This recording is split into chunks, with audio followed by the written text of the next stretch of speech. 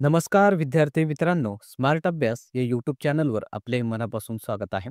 आज दिनांक 8 मार्चच्या ज्या महत्त्वपूर्ण चालू घडामोडी त्याचा अभ्यास या व्हिडिओच्या माध्यमातून आपण करणार आहोत. तत्पूर्वी आपण जर चॅनलवर नवीन असाल तर चॅनलला सबस्क्राईब करून घ्या. व्हिडिओ जर आवडला तर व्हिडिओला लाईक करा. तसेच हा व्हिडिओ आपल्या विद्यार्थी मित्रांना नक्की शेअर करा, जेणेकरून याचा फायदा आपल्या मित्रांना सुद्धा होईल. चला मग सुरुवात करूया आजच्या महत्त्वपूर्ण चालू घडामोडींना. तर पहिला प्रश्न असणार आहे की नुकतेच ऑस्कर सोहळा 2025 मध्ये सर्वश्रेष्ठ चित्रपट कोणते ठरले? ऑप्शन्स या ठिकाणी देण्यात आले आहेत. याचे योग्य उत्तर असेल ऑप्शन नंबर सी, अनुरा. हे जे काही चित्रपट आहे ते ऑस्कर सोहळ्यामध्ये सर्वश्रेष्ठ चित्रपट ठरलेला आहे. त्याविषयी काही पॉईंट्स लक्षात ठेवायचे आहेत. तर हे ऑस्कर अवॉर्ड जे सोहळा झालेला आहे 2025चा, त्याचं एडिशन होतं 97व्या क्रमांकाचं. याचं आयोजन अमेरिका देशातील लॉस एंजेलिस या ठिकाणी करण्यात आलेलं होतं आणि यामध्ये सर्वश्रेष्ठ चित्रपट ठरलेला आहे अनुरा. तसेच सर्वश्रेष्ठ अभिनेता ठरला आहे ॲड्रियन ब्रॉडी. त्याचा चित्रपट आहे द ब्रुटॅलिस्टसाठी. सर्वश्रेष्ठ अभिनेत्री ठरली आहे मिकी मॅडिसन अनुरा या चित्रपटासाठी. सर्वश्रेष्ठ दिग्दर्शक ठरले आहेत सीन बेकर अनुरा या चित्रपटासाठी. आणि ऑस्कर जिंकणारे पहिले भारतीय कोण होते हे सुद्धा आपल्याला लक्षात ठेवायचं आहे. त्यांचं नाव होतं भानू अथय्या. गांधी या चित्रपटासाठी त्यांना 1982 साली ऑस्कर अवॉर्ड देण्यात आलेला होता. तसेच अलीकडील काळामध्येच काही ऑस्कर विजेते भारतीय कोण आहेत त्यांचे नावं लक्षात ठेवायचे आहेत. तर A.R. रहमान जे संगीतकार आहेत त्यांना आणि गुलजार जे गीतकार आहेत यांना 2008 साली जे स्लमडॉग मिलेनियर चित्रपट आला होता त्यासाठी पुरस्कार देण्यात आलेला होता. तसेच M.M. जे किरवानी आहेत जे संगीतकार आहेत त्यांना 2023 साली जो नाटू नाटू गाणे होते त्यासाठी हा पुरस्कार देण्यात आलेला आहे. आणि कार्तिकी गोंजाल्वेस आणि गुनीत मोंगा यांना 2023 मध्ये एलिफंट विस्पर्स हे जे काही शॉर्ट फिल्म होती त्यासाठी हा ऑस्कर देण्यात आलेला होता. हे नावं आपल्याला लक्षात ठेवायचे आहेत.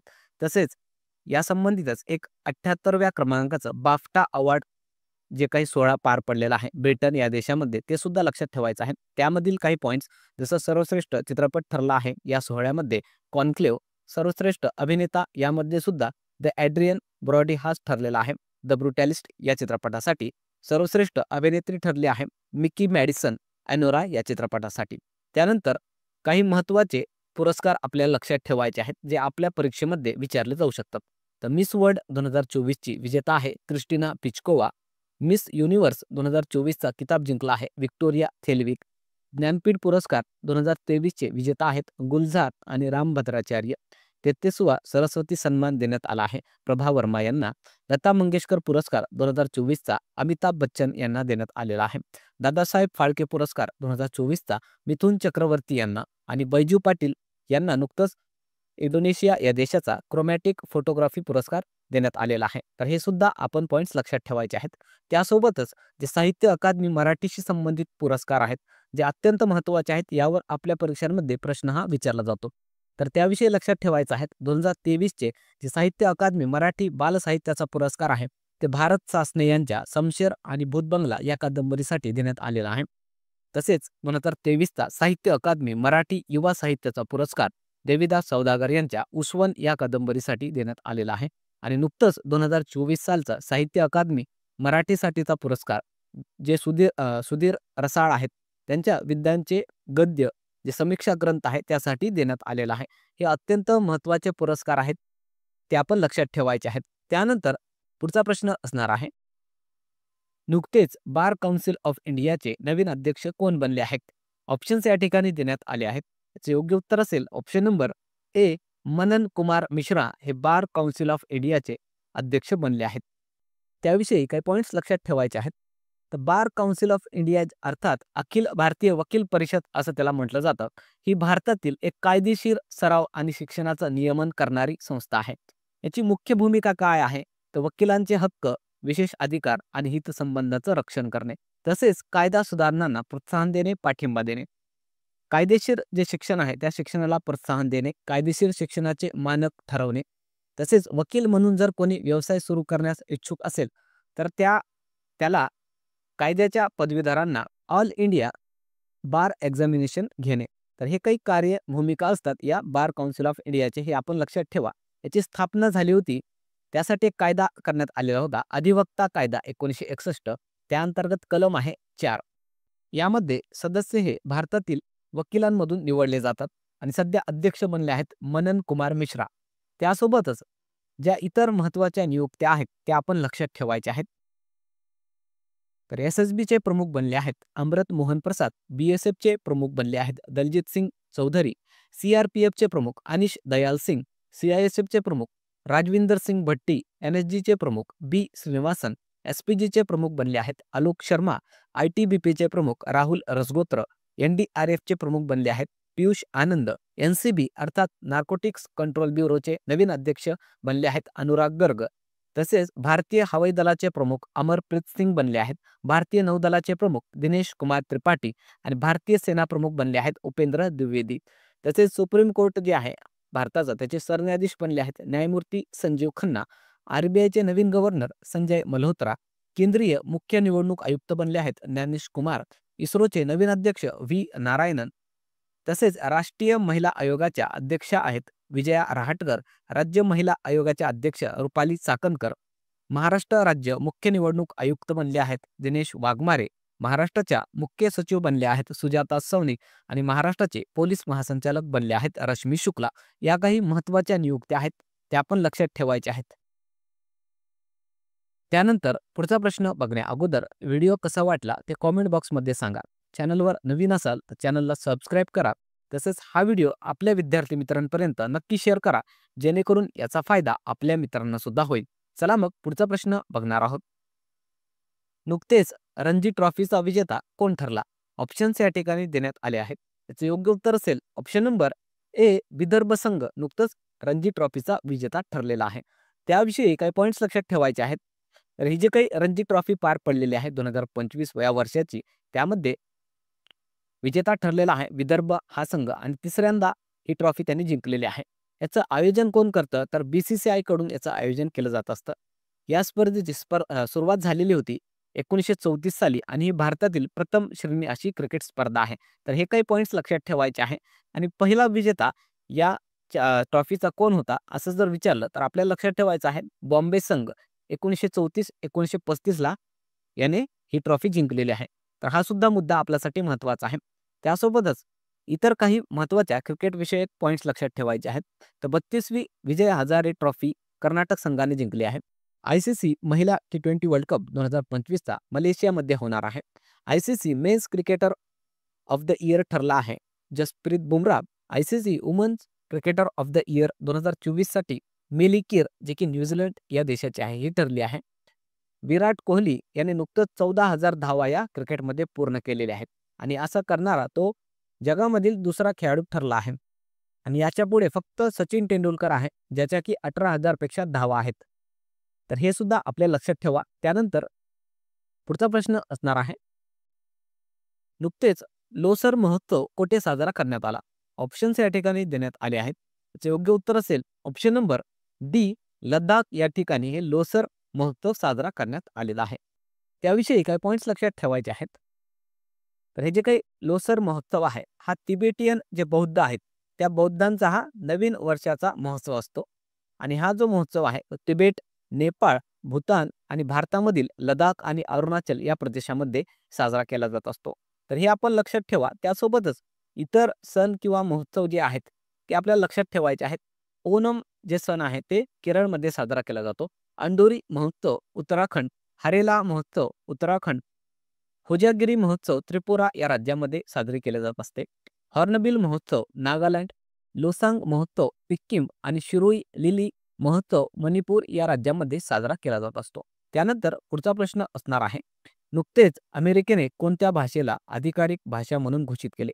याचं उत्तर असणार आहे ऑप्शन नंबर सी इंग्रजी या भाषेला नुकतंच अमेरिका या देशाने त्याची ऑफिशियल लँग्वेज किंवा अधिकारिक भाषा म्हणून घोषित केलेला आहे. त्याविषयी काही पॉईंट्स लक्षात ठेवायचे आहेत. हा अतिशय महत्त्वाचा प्रश्न आहे. यावर आपल्या परीक्षेमध्ये प्रश्न हा विचारला जाऊ शकतो. तर अमेरिकेची आता इंग्लिश ही ऑफिशियल लँग्वेज असणार असं नुकतंच त्या ठिकाणचे जे राष्ट्राध्यक्ष आहेत डोनाल्ड ट्रम्प यांनी घोषित केलेलं आहे. अमेरिका या देशाविषयी काय पॉईंट्स लक्षात ठेवा. राजधानी आहे वॉशिंग्टन DC. सध्या राष्ट्राध्यक्ष आहेत डोनाल्ड ट्रम्प आणि चलन आहे डॉलर. नुकतेच अमेरिकेनं जे त्यांचा राष्ट्रीय पक्षी सुद्धा घोषित केलेला आहे, त्याचं नाव आहे बाल्ड ईगल. हा मुद्दा सुद्धा आपण लक्षात ठेवा. तसेच अजून एक पॉईंट लक्षात ठेवायचा आहे. भारतीय राज्यघटनेतील जे अनुसूची 8 आहे त्यानुसार 22 ऑफिशियल लँग्वेजेस त्या ठिकाणी देण्यात आलेले आहेत. तर यावर आपल्या परीक्षेमध्ये प्रश्न विचारला जाऊ शकतो. मग अलीकडच्या काळातील ज्या ऑफिशियल लँग्वेज म्हणून अनुसूची 8 मध्ये त्याचा समावेश करण्यात आलेला आहे त्या आपल्याला लक्षात ठेवायच्या आहेत. 19व्या क्रमांकाची बोडो ही भाषा आहे, 20व्या क्रमांकाची डोगरी, 21वी संथाळी, 22वी मैथिली आणि यासाठी 92व्या क्रमांकाची घटनादुरुस्ती करण्यात आलेली होती 2003 साली. तसेच नुकतंच 2024 मध्ये मराठी भाषेला केंद्र सरकारकडून अभिजात भाषेचा दर्जा देण्यात आलेला आहे. सध्या भारतामध्ये 11 अभिजात भाषा या अस्तित्वात आहेत. हे आपण लक्षात ठेवा, अतिशय महत्त्वाचा पॉईंट आहे. त्यानंतरचा प्रश्न असणार आहे, नुकतेच कोणत्या मंत्रालयाने आधार सुशासन पोर्टल लॉन्च केले? ऑप्शन्स या ठिकाणी देण्यात आले आहेत. याचे योग्य उत्तर असेल option number D, electronics and IT मंत्रालय जे आहे त्याने नुकतंच आधार सुशासन नावाने पोर्टल लॉन्च केलेलं आहे. त्याविषयी काही पॉईंट्स लक्षात ठेवा. तर याचा उद्देश काय आहे या पोर्टलचं? तर डिजिटल इंडिया जे उपक्रम आहे त्याला अधिक प्रभावशाली बनवण्यासाठी हा पोर्टल लॉन्च करण्यात आलेला आहे. याद्वारे आधारला अधिक लोकांसाठी अनुकूल आणि लोकांपर्यंत सेवा पोहोचवणं शक्य होणार आहे. तसेच आपल्याला अजून एक पॉईंट लक्षात ठेवायचा आहे. आधार योजना सुरू झाली होती 28 जानेवारी 2009 ला.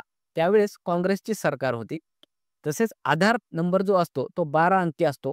हा सुद्धा प्रश्न आपल्या परीक्षेमध्ये विचारण्यात आलेला आहे की आधार नंबर किती अंकी असतो, हे लक्षात ठेवा.